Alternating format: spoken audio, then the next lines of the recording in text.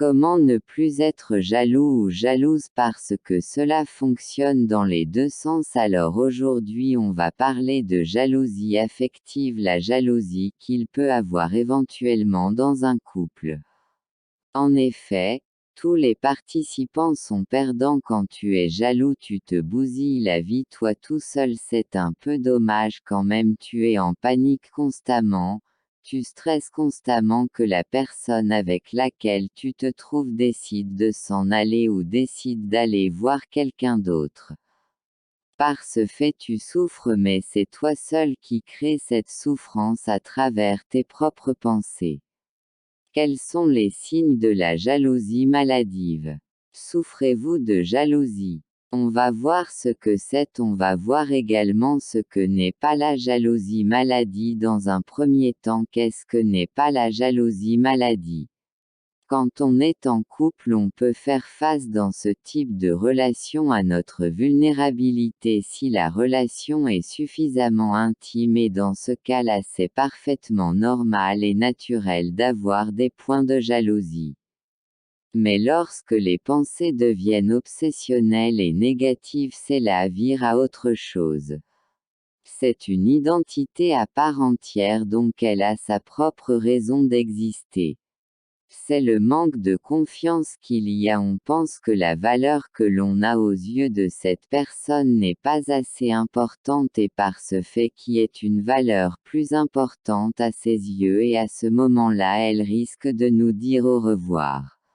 Alors il y a un sentiment de jalousie qui s'installe, mais vraiment une chose qui va t'aider, et c'est de voir la jalousie comme nuisible.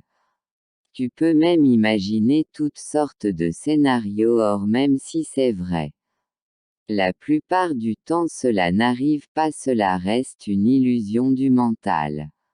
Y a-t-il un médicament? Non, il y en a pas, mais voici différents exercices que tu peux effectuer. Lorsque vous n'arrivez pas à la gérer et en fait des fois ça monte et qu'au bout d'un moment ça finit par exploser, que ça crée des crises de jalousie, l'objectif ça va être de faire en sorte de ne pas arriver à ces crises de jalousie.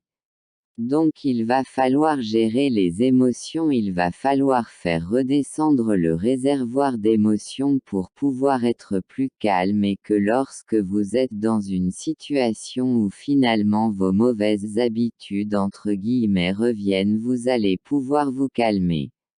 Vous dire ok, je prends du recul, je me pose, réfléchis et après je discute calmement, mais de pas parler en ayant finalement des émotions hyper fortes négatives.